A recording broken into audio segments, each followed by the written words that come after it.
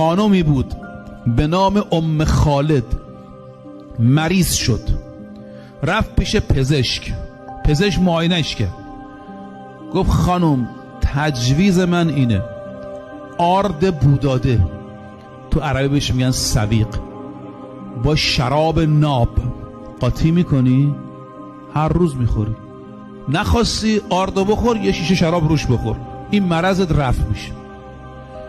پاشد اومد خدمت امام صادق، گفت آقا پزشک برا من یه همچین تجویزی کرده، آرد و شراب. آردش مشکل نداره ولی شرابش تو اسلام حرامه، نظر شما چیه؟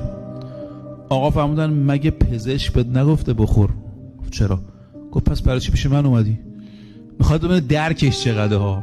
گفت آقا من مسلمونم، من شیعم، من پیرو شمام، پزشک سهله، بزرگترین شخصیت عالمم، من بگه کار حرام مرتکب شد شما اجازه ندی من نمی کنم.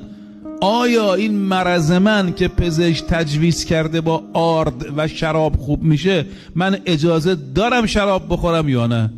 امام صادق فرمود نه، خدا توی حرام شفا قرار نداده.